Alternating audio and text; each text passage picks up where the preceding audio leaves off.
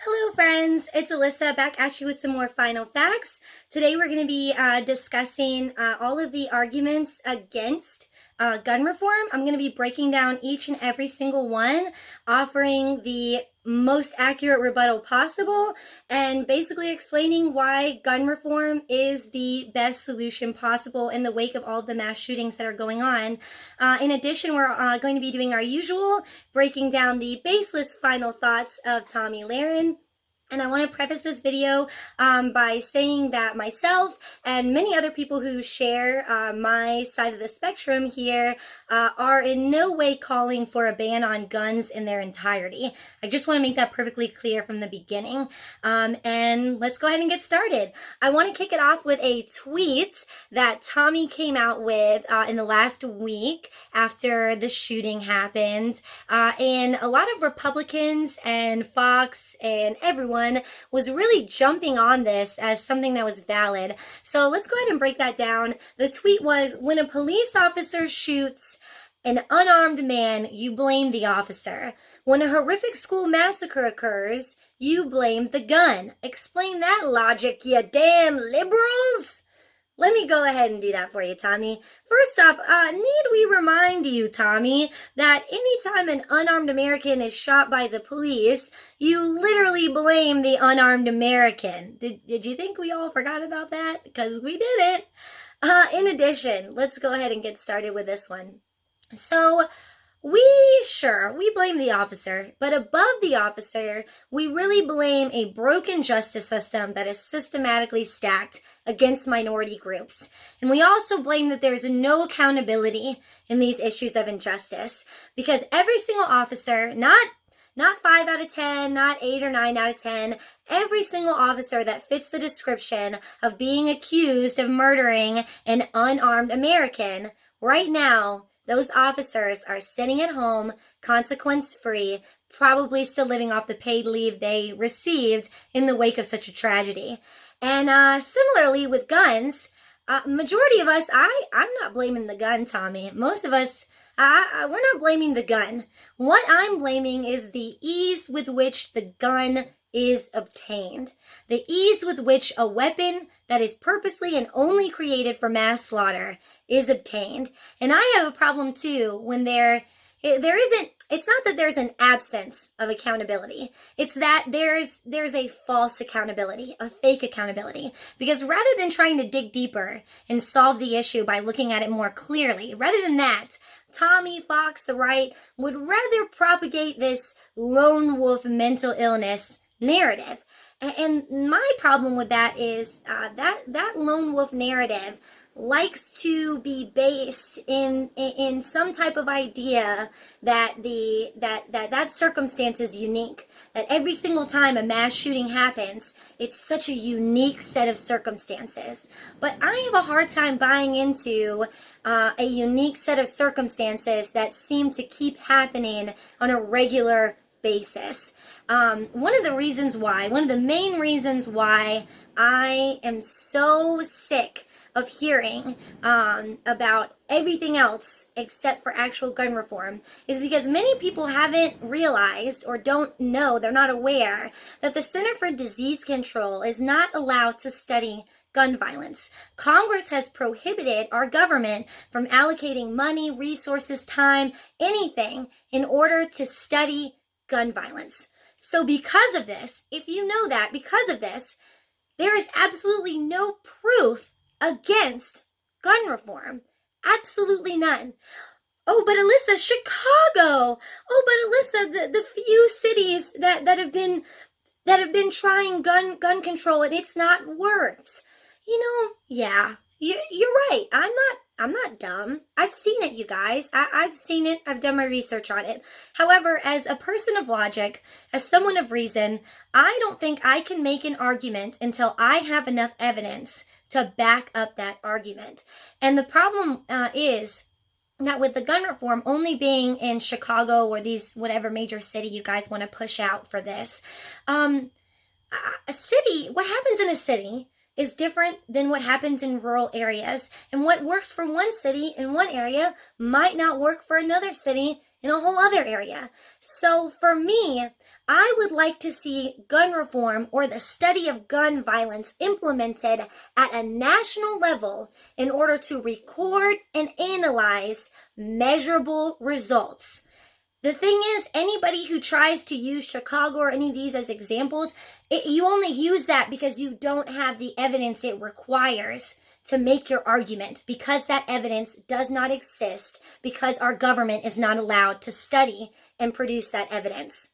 Again, let me move on, because next people will say, with Chicago and all those cities as an example, that people will still find a way. They're criminals. They're going to break the law no matter what law is in place. And I don't like to use whataboutisms or what if scenarios, but if you guys are going to go that route, I think I have every right to do the same.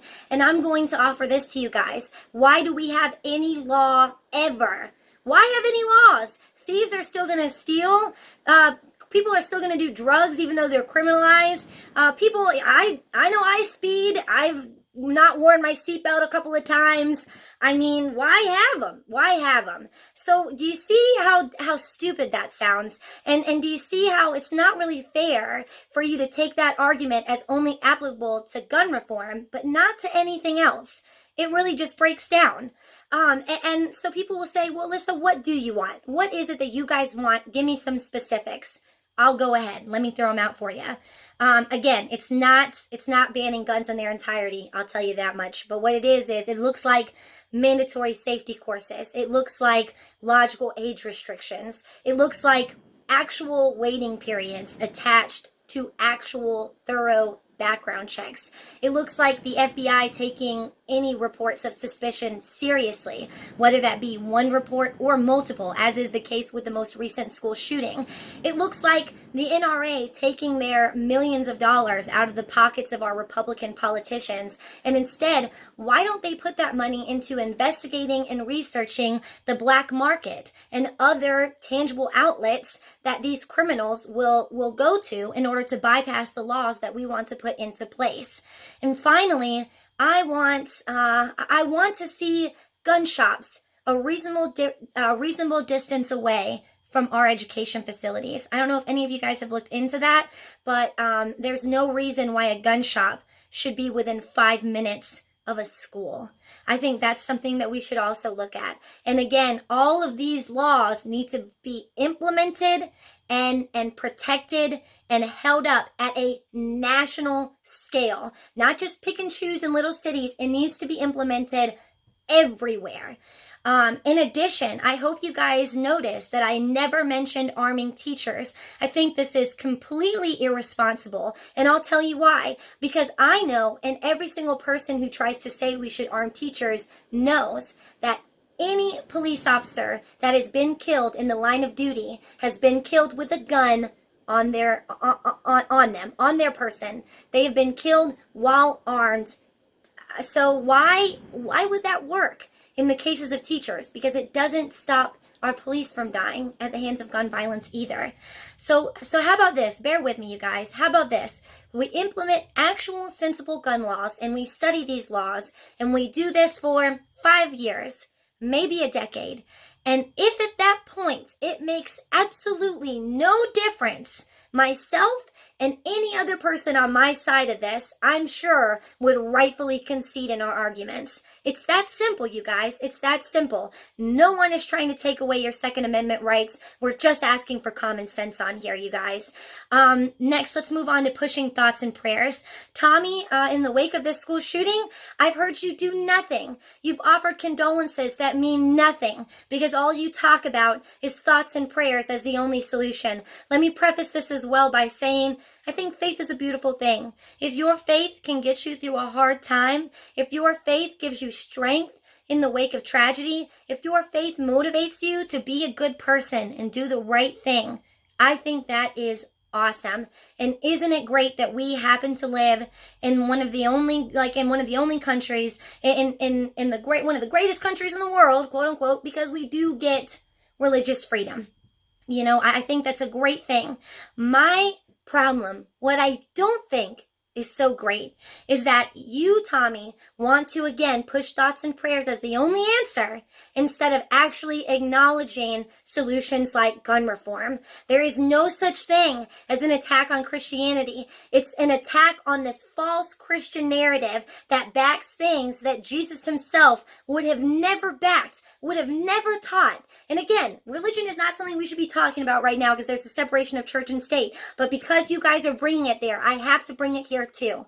So let's talk about this, because if more God was the answer here, then arguably you would see absolutely no harm, no instances of law breaking within the church, right? The church and God's people, that is where arguably, I guess you guys could say God is present the most. At least that's what you're trying to say, right, Tomi? Right? But here's the thing. Tomi, Republicans, conservatives, especially conservative Christians, where was God during every case of sexual abuse and pedophilia within the church? Where is God as preachers of multi-million-dollar mega churches make bank while the poor in their community continue to suffer, continue to be unable to get themselves out of this cycle of poverty on their own? Where was God throughout history during every war that was started by the Christian faith? And where is God during every shooting that literally happens within a church? And by that token, if thoughts and prayers hold this much value to you guys, to you, Tomi, to you Republicans, then why don't we save billions? Why don't we help pay off this deficit? Why don't we save billions by replacing the Secret Service with your thoughts and prayers? Tomi, you specifically, why don't you go out on the streets of LA when you do your live reporting, when you walk down and try to interview people? Why do you have security on you, Tomi? You've got a handful of security guards that follow you around anytime you do that type of live reporting. And I'm wondering why the thoughts and prayers from your fans, friends, family, and Fox News aren't enough. If they're enough for these victims, why aren't they enough for you in 45? So now let's keep going. Let's move past thoughts and prayers and let's hit all the, let's get through all the hit classics when it comes to arguments against gun reform. Mental health.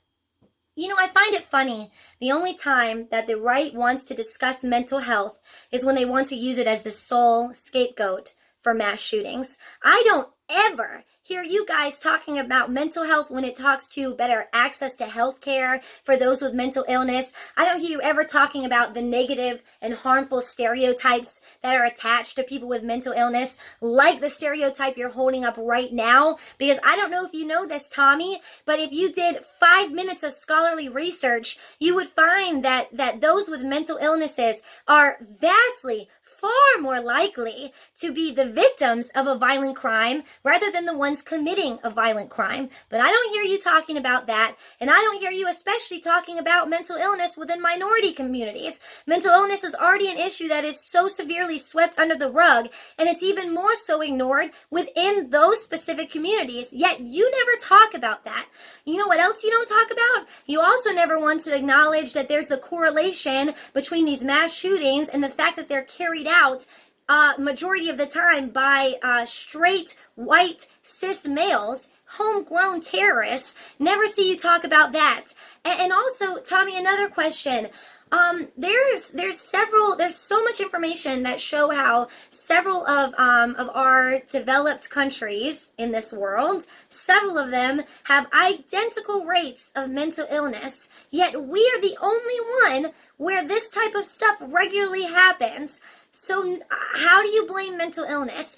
Honestly, Tomi, Republicans, the right, if you guys want to make this a mental thing, let's start seriously talking about this, about how our society, how this country uniquely, psychologically strengthens white supremacist-based ideas of toxic masculinity at a mass level. That is a serious issue going on right now, but you don't want to address toxic masculinity, you don't want to address gun reform, you literally want to completely ignore every solution, everything that could be used in finding an answer to this issue that is killing innocent Americans.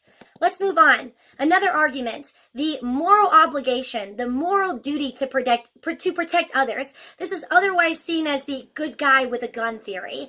I'm going to break this down with one example, one person, and that person is Chris Kyle. If you're a gun enthusiast, you know exactly who I'm talking about, and shame on you for totally ignoring his death in the wake of all of this that's going on. Chris Kyle was a highly decorated Navy SEAL sniper, in case you don't know. Chris Kyle, in case you also don't know, was arguably one of the best and most trained at shooting guns. He was arguably one of the best at being used to and trained in combat high-stress environments. Do you guys know how Chris Kyle died? I'll fill you in. Chris Kyle and another friend of his decided to take a 25-year-old military veteran to a shooting range to help him in overcoming his PTSD. On the way to the shooting range, Kyle became aware that this veteran was not fit to be having a weapon in his possession.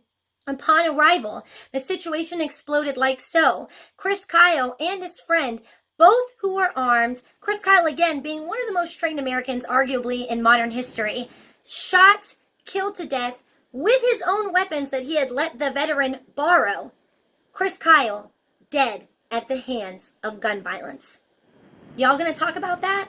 Or I guess not, because it doesn't fit your narrative. It doesn't fit your argument. And I shouldn't have to say this. It goes back with the arming teachers argument, but it shouldn't need to be said, but I'm going to say it anyway.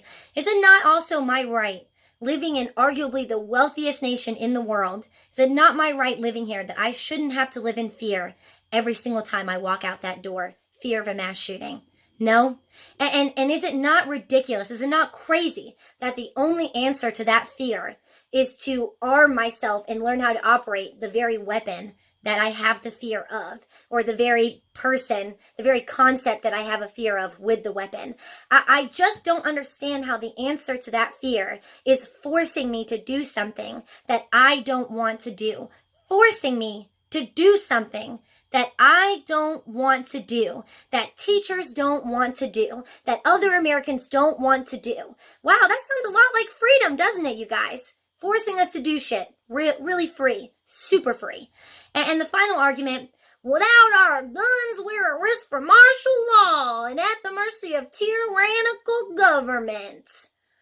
Really, guys? Really? I'm sorry, but if you're really already backing that type of argument, it can't be too far off to understand that if the government wants to kill you, if they want you or any group of people dead, they will do so without you even thinking about reaching for your weapon. Come on now. And this last bit I want to say is specifically for Tomi. Tomi, who in the last week, again, one of the only things she said besides her empty condolences is that the left can get away with saying whatever they want. The left can get away with doing whatever they want and just saying that they're comedians. No, Tomi. You know what? Let's talk about this real quick. Tomi, you can get away with blatantly backing racist ideologies shared by white supremacy. These include saying that people of color don't deserve the right to peacefully protest. This includes the false equivalency you make all the time comparing the KKK to the Black Panthers or to the BLM, to Black Lives Matter. This is seen in you consistently saying that the idea of systematic oppression is just that it's perceived, it's an idea, it's not real. Tomi, you can get away with staunchly spouting and supporting sexist rhetoric. You can get away with partially blaming victims of assault for not coming forward or not coming forward soon enough after they were assaulted or raped. You can get away with supporting accused child molester Republican Roy Moore. You came out in support of him, Tomi. You can get away with working at Fox News. Tomi, let's talk about that. How many allegations are currently being held right now? Allegations of sexual misconduct and sexual assault against the guys that sign your paychecks. What? Tomi, you can get away with wrongfully criticizing women standing up for their rights at marches. Tomi, you can get away with propaganda such as monopolizing the idea of the hard-working American to better create and strengthen this us versus them narrative. Tomi, let's make a list real quick. I want to go through every single American that you have really come out against and have basically said that they're not good enough to deserve you fighting for them. So let's take out immigrants. Let's take out people of color, demanding the rights they are owed. Let's take out the LGBTQ plus community, Native Americans, women, the disabled, all of them demanding the same equality. Let's take out the poor, because they're just a bunch of lazy jerks living off your taxes while you work so hard, while you and the right do so much more. Forget about Democrats, forget about progressives, forget about any American or child who wants gun reform or modernized health care or access to better education. Forget about all of those people, Tommy, and what does that leave us with? The only Americans you fight for, wealthy white conservatives and the police officers they won't pay enough to protect them. And finally, Tommy, you can get away with unashamedly ignoring American students, actual survivors of this mass shooting in Florida. American students that just saw their friends and teachers slaughtered in front of their very eyes, who walked down the hallways of what should be one of the safest countries in the world, which should be a school in one of the greatest countries in the world. And instead of walking down those hallways, instead of just walking down like they normally do, they had to walk down and see the blood and bodies of their classmates. You consciously choose to ignore them, Tommy. The ones who experienced this firsthand, you have dismissed. You have suggested that their cries for help are invalid. And you can get away with all of this because you call yourself a patriot. A patriot to some ultra-perverted idea of American nationalism. Give me a fucking break, Tommy. America first? No. This has never been about America first for you and the right. It's about agenda first. And I hope you're happy, and I hope you're satisfied, and I hope you never forget that that agenda will continue to be soaked with the blood of every American who dies at the hand of gun violence. This has been my final facts. Thanks for watching. Stay tuned for more. See y'all next time.